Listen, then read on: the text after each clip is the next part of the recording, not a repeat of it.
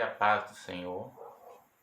Hoje estarei continuando a sequência dos nossos estudos na carta de 1 João. Nossa primeira parte do estudo, nós falamos sobre o autor e falamos sobre o autor, a data e o local. Ok? E hoje nós vamos estar falando um pouco sobre o local, Efésios, sobre a situação espiritual da igreja ali no final do primeiro século e falando um pouco sobre o gnosticismo, o docetismo, o antinomismo e o ascetismo, que são todas doutrinas gnósticas do gnosticismo, né? Variações. E nós vamos dar uma pincelada, ok? Amém? Glória a Deus. Éfeso foi o lar de João nos últimos tempos de sua vida. Está localizado na planície fértil, perto do rio, da desembocadura do rio Caister, né? No tempo de Paulo, era o centro comercial da região oriental ali do Mar Egeu e daqueles que passavam por Éfeso, vindos do Oriente. Sendo a cidade a capital da província da Ásia Menor, o procônsul romano residia ali.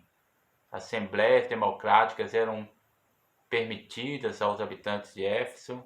O cristianismo entrou na cidade em cerca de 55, através do ministério de Paulo, e ele escreveu uma carta circular a Éfeso, né, a carta de Éfeso, né, aos Efésios, e outras igrejas cerca de 8 anos mais tarde, né, além da igreja, né. Antes de João chegar à cidade, muitos trabalharam ali pela causa de Cristo, como, né, o próprio apóstolo Paulo, né, Áquila e Priscila, Trôfimo, né, que está lá em Atos 21, 29, sobre Áquila e Priscila, tem Atos 18, 19, a família Dionísero, está em 2 Timóteo 1, 16 a 18, 4, 19, falando sobre ele, e Timóteo, né, em 1 Timóteo 1, versículo 3. Como já conhecemos, a moralidade de Éfeso era algo assim baixíssimo, né? O magnificente templo da deusa Diana, com suas 127 colunas de 19 metros de altura e volta de uma área de 140 por 72 centímetros, né? Segundo a informação aqui do comentário de Moody, né? Sobre João. Era como um imã que atraía o povo, né? E a Pocilda de Éfeso, era a Pocilda de Éfeso, esse templo. Era uma casa de prostituição em nome da religião. Essa casa é dedicada à deusa Diana. A gente conhece naquele episódio, né, que fala lá onde o povo ficava falando sobre a deusa Diana. Apesar da idolatria iníqua que havia nesse lugar, era a Meca ou a Roma dos religiosos, ou seja, era um lugar muito importante naquela época. E o seu povo deliciava-se em titular-se de guardiões, né, do templo da deusa Diana, da grande Diana. Está lá em Atos 19, versículo 35. O que mais a gente pode falar sobre Efésios? Como centro, né, intelectual da Ásia, né? Então nós podemos ver que ali também fluíam muitas filosofias, as mais variadas, além da questão espiritual, né, que nós já falamos da questão da idolatria. também era um centro de filosofias, ok? Então, pensando nessa questão do da questão de filosofia, a gente começa a enxergar então como era a realidade da igreja ali no final do primeiro século.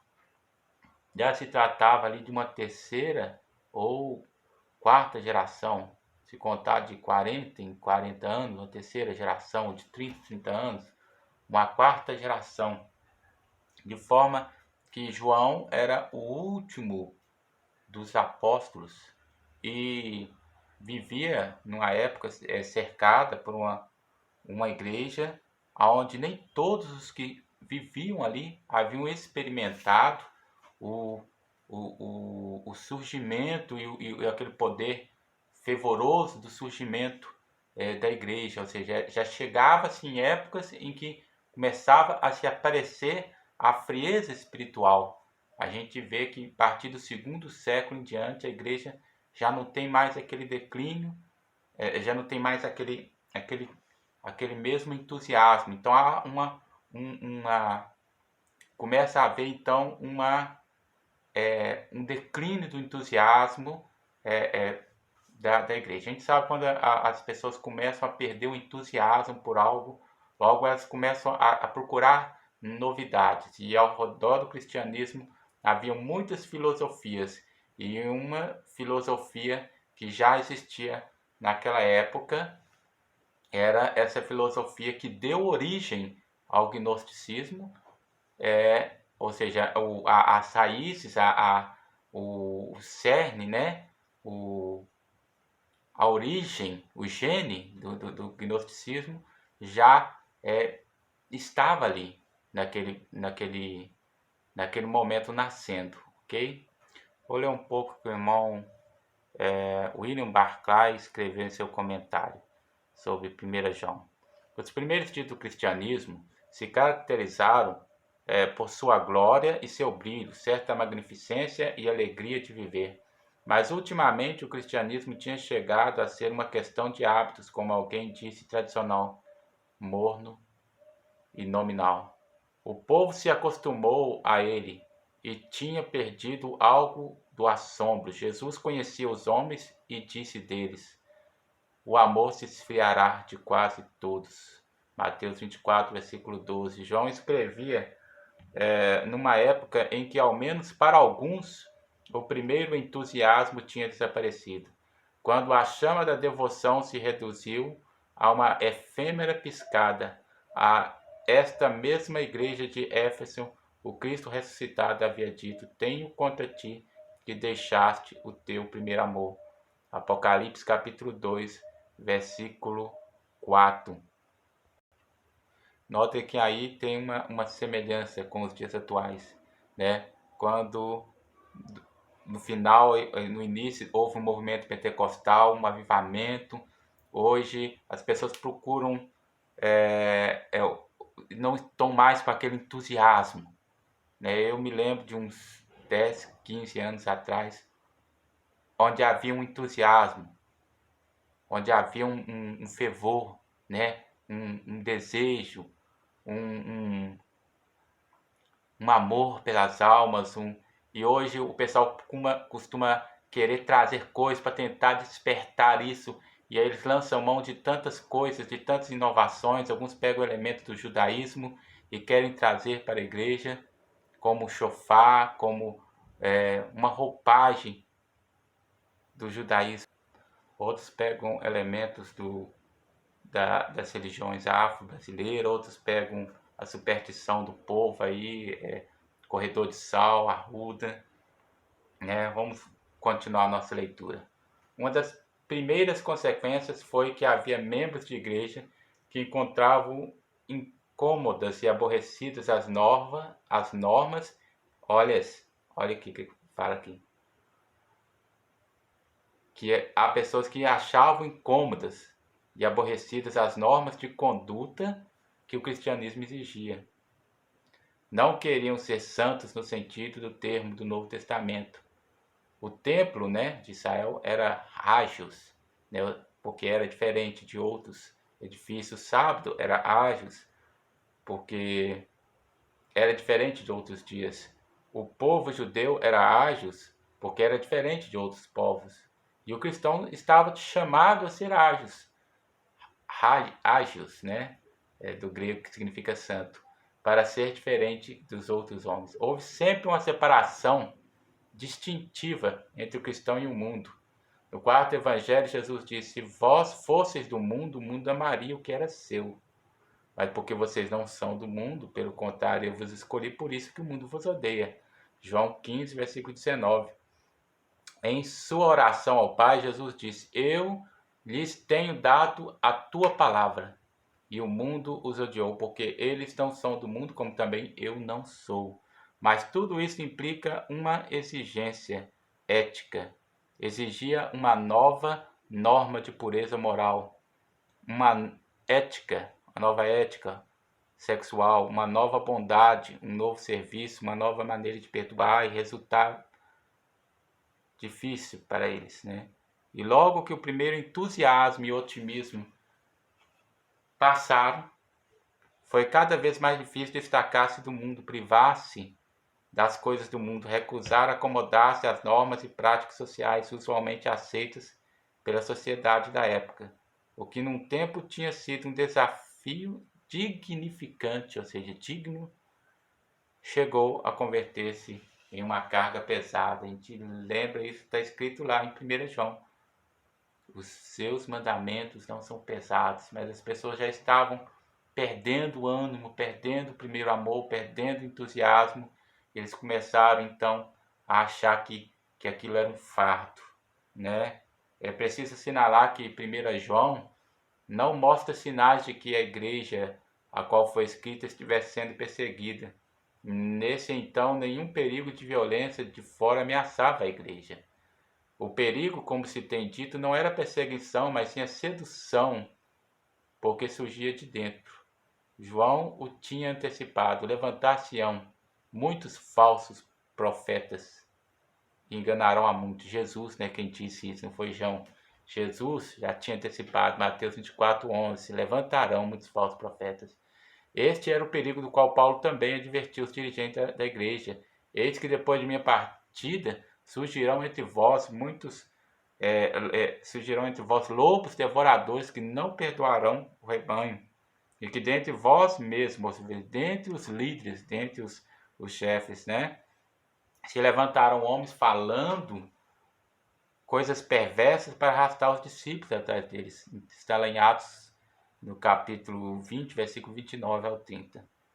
O mal que na carta de 1 João procura combater não procedia de estranhos, né, pessoas de fora, mas era de crente que estava querendo adaptar filosofias do mundo, né, filosofias lá importadas dos gregos e colocar, misturar elementos a elementos da fé cristã. Muitas vezes eles pegavam falas de Paulo quando falava sobre a carne, e eles logo usavam aqueles elementos de Paulo para poder adaptar as suas ideias. Então surgiu essas filosofias e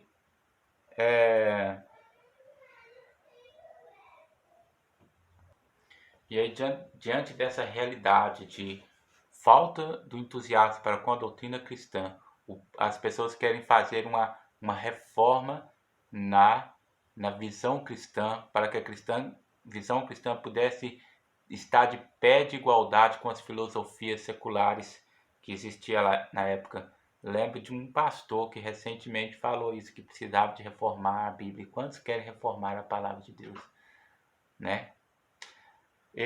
Então, com isso, a gente pula para o nosso terceiro ponto que nós vimos falar sobre o gnosticismo.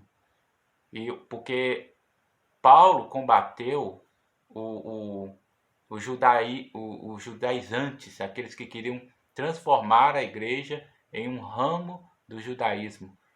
Mas João, no final do primeiro século, começou a combater, através de sua carta, o gnosticismo e, mais precisamente, o docentismo, que é uma variação do gnosticismo. O que fala esse docentismo?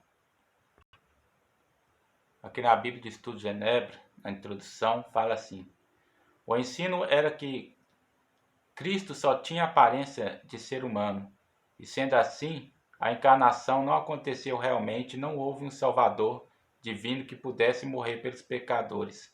Cristo só havia aparentado morrer. Tal ensinamento é conhecido desde a história cristã primitiva e é chamado de docentismo. O que quer dizer? A própria palavra docentismo quer dizer parecer, do grego doeko, dokeo. E o que quer dizer isso? Segundo se ensina, falava que Jesus era um e Cristo era outro. Que no ato do batismo, né, quem ensinava isso era Cerinto, um herege, um mestre herege que viveu no final do primeiro século. E ele ensinava que Cristo Jesus nasceu, um homem comum, filho de Maria e José, não o filho como ensina a palavra de Deus, uma concepção pelo Espírito Santo, mas de forma natural, né, homem e mulher lá. E no ato do batismo de João, quando João batizou a Jesus e a Bíblia fala que desceu o Espírito sobre ele, naquele ato que o Espírito Santo desceu sobre ele, eles dizem que o Cristo desceu sobre ele. Então, a partir daquela hora, ele foi, como se diz, possuído, né, por o Cristo. E que no ato da crucificação apenas Jesus sofreu, o Cristo não sofreu. Então, é uma coisa estranha, né? Por quê? Porque o docetismo é uma ideia oriunda, ou é uma variação, um desenvolvimento com a roupagem cristã do gnosticismo. O gnosticismo, ele a palavra gnose quer dizer conhecimento, e quer dizer se referindo ao conhecimento de que, e o que o gnosticismo ensina, que nós já sabemos, é que eles ensinam que a matéria é má, que tudo quanto é coisa que é material é mal, que apenas o que é espiritual é bom. Eles ensinam que, com essa ideia, eles ensinam que Cristo não poderia ter encarnado, porque não poderia ter nascido do nascimento como nasceu, como a palavra de Deus ensina, porque isso seria mal. Ele estaria se contaminando e sendo Cristo Deus, não poderia fazer isso. No entanto, a ideia, ela nega o sacrifício de Cristo. Tais perspectivas heréticas, né, essa visão, né, destrói não apenas a humanidade de Jesus, né, porque diz que Jesus era um e Cristo era outro, encarnado, que entrou em Jesus, mas também a expiação, o ato expiatório de que João 3,16, que Deus enviou seu Filho ao mundo para morrer por nós, para que todo aquele que nele crê não pereça, mas tenha vida eterna. Então, não destrói apenas a humanidade de Cristo, mas há também a expiação pela qual Jesus deve não apenas ter sido Deus, como também verdadeiramente humano e fisicamente real. O homem que de fato sofreu e morreu na cruz a fim de ser o sacrifício substitutivo, né? Aceitável, né? Pelo pecado. A perspectiva bíblica de Jesus afirma sua humanidade completa, ou seja, somente sendo Deus encarnado verdadeiramente poderia morrer por nós e para os nossos pecados. Então essa ideia, ela é uma ideia herética até nesse sentido, porque ela invalida o sacrifício de Jesus, porque se não foi o próprio Deus que morreu ali na cruz por nós, foi uma pessoa qualquer que morreu ali, então não há um sacrifício, não há um sacrifício redentor, né? Há uma encenação, não é um sacrifício redentor. Quando a palavra de Deus diz que, na verdade, o Senhor morreu por nós. E aí essa ideia do docentismo, ela gera dois extremos. Um extremo é o ascetismo. O que é o ascetismo? É aquele que deu origem ao o monastério, né? Os monges que se refugiavam e procuravam se isolar do mundo e ter uma vida sacrificada, uma vida onde tivesse que amortecer o corpo, né? De forma assim para que pudessem, com a mortificação do corpo, eles pudessem ter alguma coisa, né? Porque o importante não era a carne pode perecer, o importante era o espírito, diziam eles.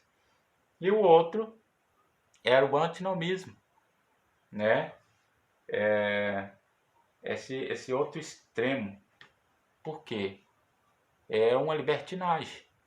Eles não queriam saber, eles preocupavam apenas com a questão intelectual, da filosofia, que o homem viesse a ser elevado, então eles poderiam se dar à prostituição, se dar à bebedeira, se dar a tudo quanto é coisa que viesse a destruir o corpo, porque se o corpo não tem, destruindo o corpo, mas o espírito que é o importante, né? Então era essa a heresia defendida por eles, esse outro extremo. Então se ficava em dois extremos.